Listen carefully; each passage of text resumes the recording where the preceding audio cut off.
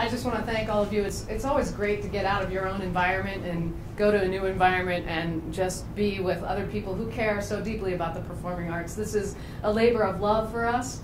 All of us are passionate about it, and it's just been a pleasure, and it's very energizing to be here to see, what has already happened, what is happening, and what can happen. My story is that the performing arts have played a profound role in my life from a very early age. I was lucky enough to attend an elementary school that had music and art in the school as part of the curriculum. Nobody told me this is, pick an elective. And it wasn't an elective. Everybody took it. And nobody said, this is less important than math, or, and so that had a profound impact on me. And I think the loss of that in our culture is not only impacting how we're educating people, but it's impacting the work that we're doing, because it's harder to bring people in to understand what we're doing.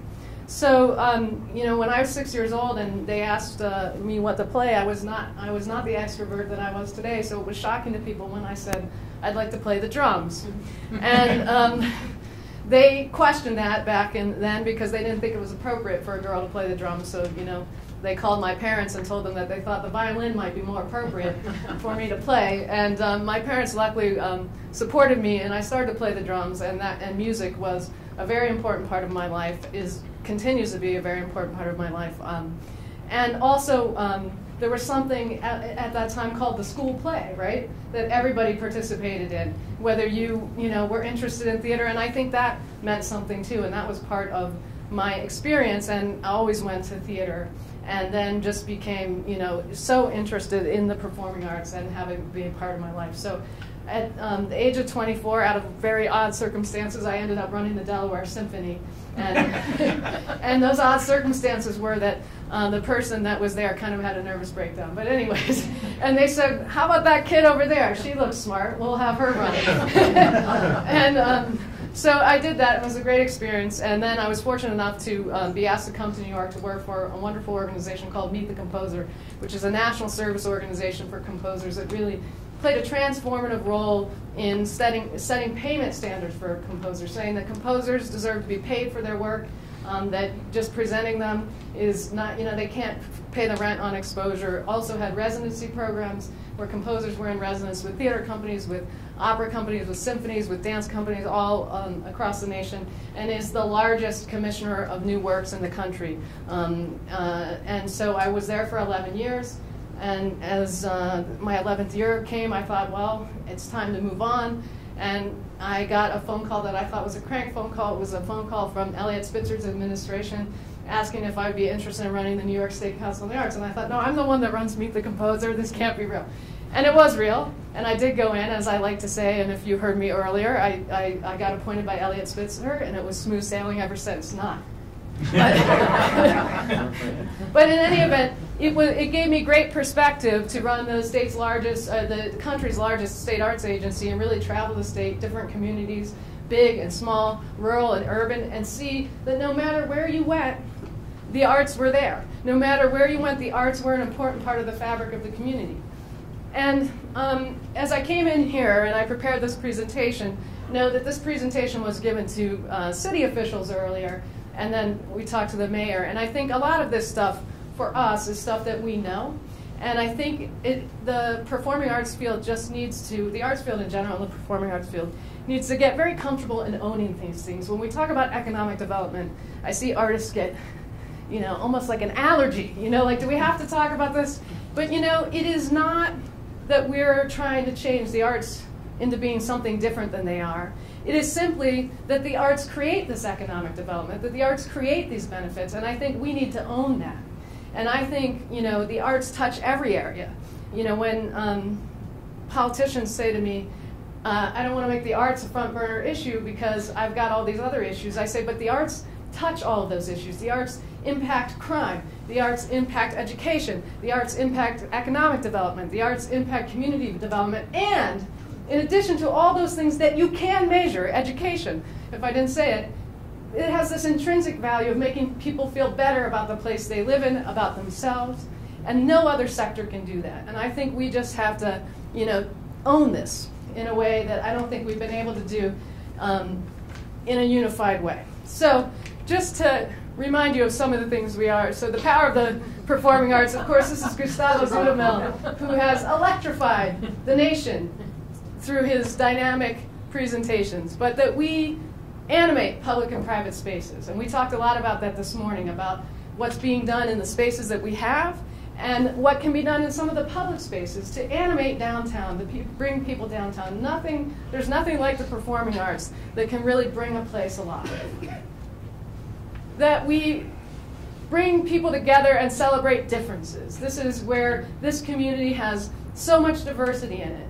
And we talked about the need to make sure that diversity is represented in all the rooms that we have and in the programming. And this is a way to really celebrate what's unique about this community. And the performing arts equals community and economic development. And this is a slide I found which I think is really helpful to political people and business people that are trying to figure out what we mean by this. What's the activity, and what's the economic benefit, and what's the community benefit? So you have direct involvement, you have wages paid to employees, it increases a sense of collective identity, and it builds social capital. You have audience participation. Tourists spend money at local venues, and we have data that proves that cultural tourists spend more, arts tourists spend more. And we build community pride and interaction of diverse individuals. The presence of the performing arts increases the attractiveness of the community. That's why you're having a conversation about placemaking, because people believe in the cultural assets that are here, and they want to celebrate them, they want to promote them, and they want to make sure that people far and wide and even nearby know what's here. And that helps improve the community's image, the status, promotes neighborhood and cultural diversity, reduces neighborhood crime and delinquency. That came off a chart. So I just noticed that word, delinquency. And it attracts philanthropic and government support. So success begets success. I'm very proud that we made the grant to the Fusion Theater. I hope that helps other people look to this community to make grants, to invest philanthropically. And it brings new dollars to the community, and hopefully it generates additional funds. So these are things that our lovable performing arts organizations do. We do these, whether we're small, we're big, or we're in between. These are things that we do to make our communities better, and we want to make sure we're getting credit for that. So on the national level, you've probably seen these before from the Americans for the Arts and Economic Prosperity. $166 billion of economic impact, 5.7 million jobs that we provide. These are real things that we provide nationally. You see the federal income tax revenue of $12.6 billion as well. As far as tourism goes, 65% of all adult travelers, and these are not arts-specific travelers, these are general travelers, attended an arts and cultural event while on a trip that was 50 miles away from home. 65%, that is a pretty big percentage. That shows tremendous interest in the arts. 32% of these cultural travelers stayed longer because of the event, and of those that stayed longer, 57% extended their trips by 1 or more nights. So this is what the arts are doing by being the arts. We're attracting visitors, they're spending more in the communities. And again, this is something that we know as a performing arts field, but it was important to say again and again to city officials, to businesses, so that they understand and value what it means to have performing arts in their communities.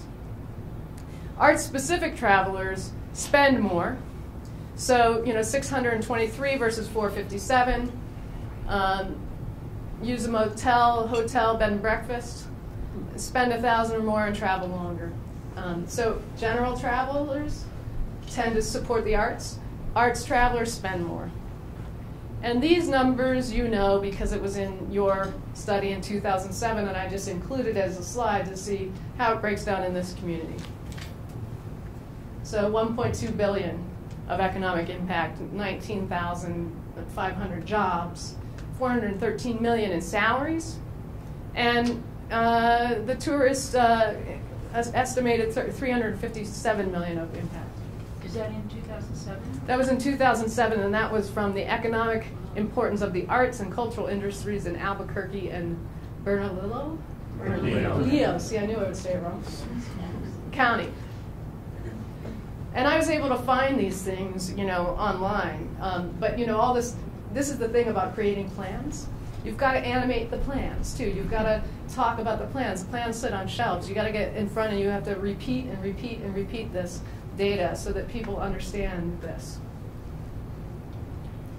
So I thought I would give you, since I spent 4 years as the head of the New York State Council on the Arts, I thought I would give you a couple of examples from my neck of the woods. And I thought it'd be appropriate to talk about the Brooklyn Academy of Music, because this is, I choose to live in Brooklyn. And I've chosen to live in Brooklyn since 1996 when I first moved to New York. And everybody said, it's okay. When you get your next job, you'll be able to move into Manhattan. Well, boy, did I show them they're wrong, because Brooklyn is the hot place to live right now. And so I've lived in Brooklyn since 1996, and one of the reasons I choose to live in Brooklyn is because of the number of artists and creative people and cultural organizations that are there, including the Brooklyn Academy of Music. Now let's put this in context. Harvey Lichtenstein, the great, cultural ambassador, artistic director of BAM, went to Brooklyn in 1967. It is now 2012. When he went there, he did adventuresome programming that attracted people like me who would go there. You would get out of there as soon as you could, because it was not a place you wanted to hang out. And he kept doing it, and he kept doing it, and he kept doing it, and he kept doing it. And people kept coming, and they kept coming, and they kept coming because they wanted this culture. And soon people said, well, if all these people are coming in, we need to have restaurants, and we need to build up the community. And that, that started to change that neighborhood. And it's only in 2006 that all the bureaucracy decided, wow, Brooklyn's looking like it might make it. It's safe now to invest. And this is just to say that these things can take a long time.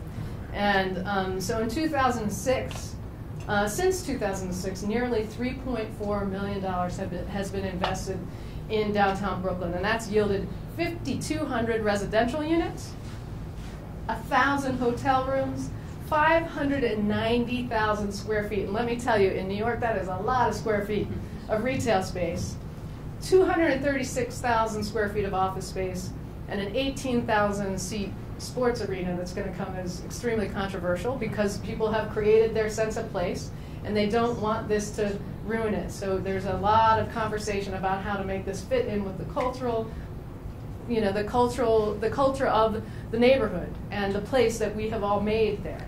And of course, new cultural facilities. That's the BAM Cultural District. BAM, it's called the BAM Cultural District because BAM has done something that I'd like to see more of, where big organizations have really fostered, blazed the path, and they fostered bringing in other organizations into the district so that they have a real cultural district there. What's BAM? Brooklyn Academy of Music. Oh, sorry, that's a good question. I should not talk in acronyms, which we have a lot of in this field. So they really started it all, and they've made it possible and done a lot of the political work in order to bring people there. Now, in addition to all of the people in New York that enjoy the cultural offerings there, they get 500,000 visitors annually. And that's tourists that come to visit the cultural district. This is an amazing thing because, honestly, people wouldn't cross the Brooklyn Bridge because it was too much work, and who knows, if Brooklyn was scary over there, and is it going to be safe, and what does Brooklyn have to offer? So the fact that they've been really able to make this a destination that people want to be seen, people want to see and they want to experience firsthand. So they had a master plan, and as we look at case studies, I think it's important because I think their master plan is a lot to be learned from it. One was that there needed to be a mix of housing. So they have invested in what's going to be called the Arts Tower, which is going to have a theater for a new audience in the downstairs. And it's going to create 300 mixed-income residential units and mixed-income residential, 187 residential units, half targeted for lower, moderate, and middle income.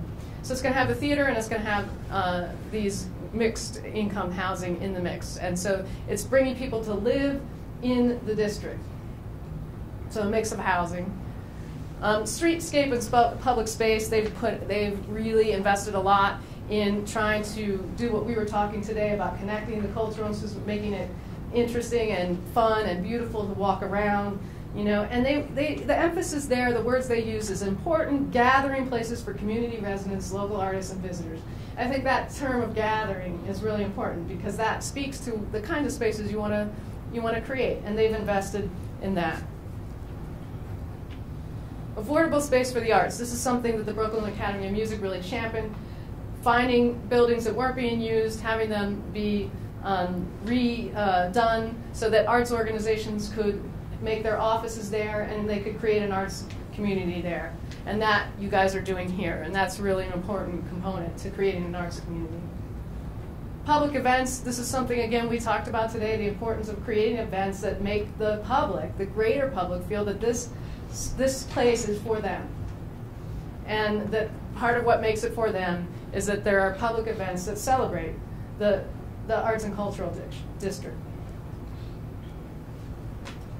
And then they've invested in innovative architecture. Because they've needed to do some building there in order to accommodate some of their things, they said we shouldn't just do building, we should make this, the architecture that we build, something that people will want to come see, that it is impressive in and of itself, that people will come here to see the architecture. So because there was building, and I'll say later that I think that one of the keys here is not to get too focused on building. We've had enough of what they call the edifice complex, right? Building buildings that we can't sustain. But in this case, if you're going to do it with innovative architecture, right? So that was part of their master plan. And finally, amenities. And this is something we really just hit hard this morning, right? There aren't amenities downtown. There's not a grocery store. We just met with the mayor. The mayor says he's working hard on getting a grocery store. And he says he's close to it. I'm just telling you what he told me, so you can hold him to it. You can say that woman from New York said you were going to get a grocery store.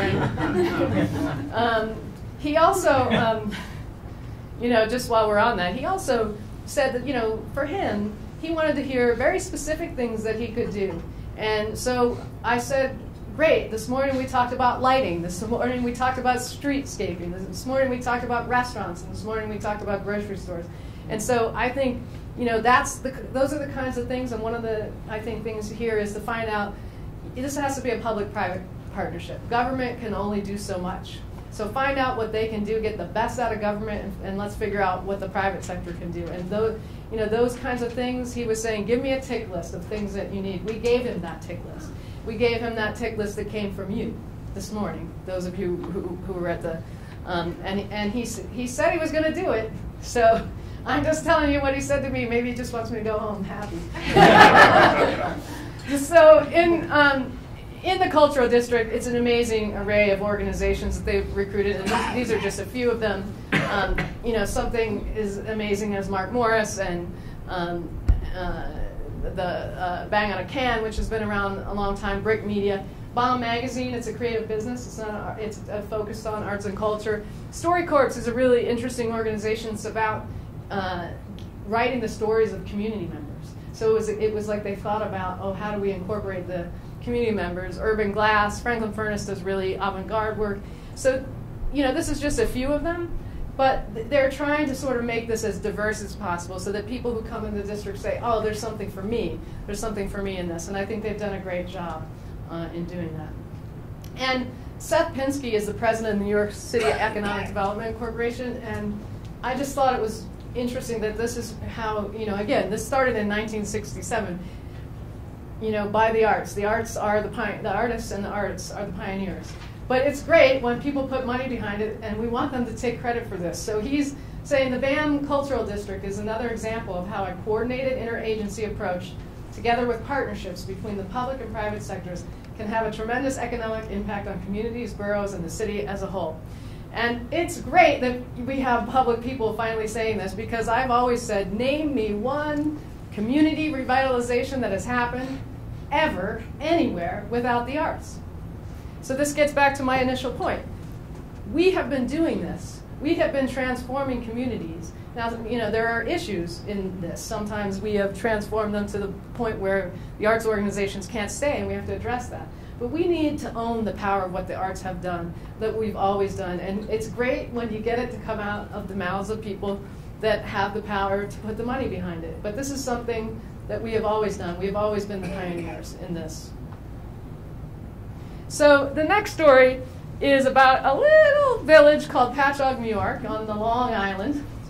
And in this village, there was a theater that was, for 80 years, the center of their community. And it opened in 1923. And they had first-run films. They had Broadway productions, vaudeville, burlesque, silent films. And the performances were 40 cents and half price for kids. But what was interesting is in 1923, it was also a community center. So, people came there and played bingo, poker, they had sing-alongs and other activities. So it's kind of like we're returning to the sense of arts at the center of the community. But in 1958, it caught on fire. And after the fire, they sort of covered up this beautiful building with plywood and drywall and wallpaper. And they made it a movie house, and they cut it into sections, and it ran as a movie house till about the 1980s. And then they closed it. And when they closed the theater, downtown just fell apart, and there was a recession that hit, and so this became a concern of the state. I was asked to go out and view this pretty early on in my tenure at New York State Council on the Arts because it was ghost town. It was, there was nothing really happening there. So they renovated the theater. The mayor came together and they renovated the theater, and I'll just show you what it looked like.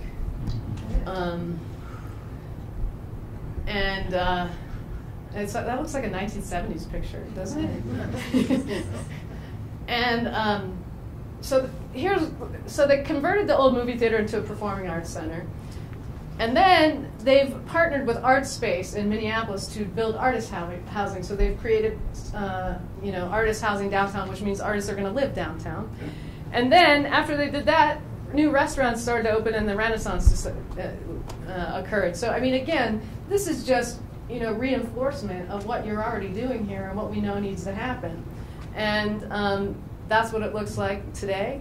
And you can see restaurants next door. It's a much prettier streetscape. And so the bottom line is the creating a sense of place. There are many, many approaches that can be taken, and they should be reflective of your community. But there are some common characteristics that have emerged of some of the success stories. One is a local definition of culture that focuses on more than just the Eurocentric arts-based activities and heritage. Because if we're just going to focus on the Eurocentric, then it's going to look like any other community everywhere. And it's not going to be owned by the community. It's not going to be reflective of the community. This is a key component that when people focus on a local definition and expand it and make it diverse, it succeeds more. An emphasis, this you already know, that's why you're here today, on identity, placemaking, community pride, and heritage. This process is emphasizing that. Links between the various cultural agencies, local government, and the community, and that's already gotten started. But this is something, and I said this to the city, and I said this to the mayor, and I'm going to say this to you. This isn't something you do to get the plan done. This has to become a new way of life. The arts can no longer be on the outside. When I was at the New York State Council on the Arts, we had sort of separated ourselves from other agencies in the state because we were special. We were the arts. We were the arbiters of good taste for culture for the state. We didn't have to deal with all those state agencies, and I thought that was a huge mistake. And so I started going to tables and showing up at meetings that I wasn't invited at because I felt that the arts should be at those tables. And for the first 6 months it was a little rough because they were like, who is this woman and why is she here? But we began then a planning process in the state of New York where we did regional planning meetings in every region of the state. That was it was co-sponsored by the Economic Development Corporation and the Arts Council. And at those meetings, we had arts people, transportation people, education people, economic development people, tourism people, and we began to articulate priorities for the region. And what they found out is they didn't even know each other. And most people didn't know what assets they had in the region, and that there were a lot of things that they could work on together. That would spend, that together they had a lot of similar concerns. Like streetscape is not solely an arts concern, but together that they could get more done on this and they could share. So this, again, we talked about this in the morning session, this cross-disciplinary approach, getting out of the silos, not just the artistic silos, but talking with these people, making the arts part of the conversation from the beginning, letting the arts play its role as the arts as a driver of planning. So this is really important, and it's something that has to be done, and it's hard work because it is making people think in a different way. Artistic values and cultural meanings that are negotiated between cultural practitioners and the audience and community, rather than defined or prescribed by arts producers and institutions and authorities alone. So this is really speaking to community participation. A lot of the data that we saw in participation that, arts attendance is down, but participation is up because people want to be engaged in a dialogue. They don't want one way, So, there are many innovative things, some of them happening here. I spent some time with Tricklock yesterday about how you invite people in to be part of the process. That stuff is really important, and that's what is going to make this work over the long haul, is that I think I was remembering what we were talking about yesterday, and you know what? It's okay if audiences don't like things, and they can tell you they don't like it. It's okay. It's not, we will live through that, you know what I mean? And that, I think this is one of the problems in the arts, is that we say, we know what's best for your cultural well-being, and we don't like for audiences to have opinions. And I'm not suggesting that we don't have important artistic people that make important decisions and have expertise, but there's more of a dialogue that needs to take place with the community, and that's what's going to make the arts work over the long haul. So that's what that point's about. And then finally, or maybe not finally, a focus on building networks rather than, relationships, partnerships rather than facilities. If you really need a facility and you've done it, then build a facility. But I think you've got a lot of facilities and you've got tremendous cultural assets, and so figuring out how to animate those spaces, the spaces that you have, and also the public spaces better. I would avoid building another building if you can, because you're going to have to maintain it. It's going to be another organization that that needs to be maintained. You've got facilities. Let's figure out how to use them, how to enhance them, but avoid building at all costs if you can. Community development approaches, consensus building roundtables, forums from the ground up. This is what this process is about, is trying to get input into the process. And again, thinking about the cultural plan, I said to the city today, you should never feel like you arrive. This is a working, living, breathing document. And so it needs to be an ongoing process. Not everybody got together, here's our plan, goodbye. That will fail if that happens. And finally, and this has been said in many different ways, but the representation of diverse communities within the larger community. People need to see themselves in this. If we want to diversify audiences and we want to broaden audiences, we need to make sure that the programming reflects the community and the representation. So that's the presentation I made earlier. All of you know all of this stuff, but it's just really about the arts community owning this and learning how to advocate for this on a regular basis. And I think you have a tremendous opportunity here. And it's hard going, and I respect people in our field more than anyone else, because the arts take it on the chin more than anything else, and we stand up fighting time after time. But here's a situation where you're being recognized as having value, and I think a lot can come out of this. I think that my suggestion is that the focus be on coordination. And we talked a little bit about, there's even some conversations that need to happen within the micro disciplines, like music. We talked about, well, when the symphony went out of business, now they're 3 entities instead of 1. There needs to be a conversation about what should happen there. There needs to be a conversation within the theater community about how the theater community, and then there needs to be the cross-disciplinary conversation and the cross-sector conversation. So I would focus on those conversations, and I would focus on getting the city to work on the things downtown, like the lighting, the restaurants. It's great that you're having a culinary expert come in next, because I think that's really an important thing, like the streetscapes. Those are the kinds of things that I think are important. And I think Regina has been really great at trying to say that at the end of this, she wants to come out with things that are achievable. There are things that are going to take longer and that are hard, but I think that as a community, you're going to get discouraged if you don't have some things that are achievable in that time. So I know that that's part of the planning process as well. But in any event, I appreciate being able to just get up here and blah, blah about my opinions, and now I leave you to do the work. No, but it's really a pleasure to be able to come to a place and see that, everywhere, that I go, arts community is thriving, and they're so different everywhere. And I think this is a phenomenal community, and I wish you the best of luck, and I will, be available to be a support system anytime you need it, because I want to see this succeed, and I think it's got all the ingredients to succeed.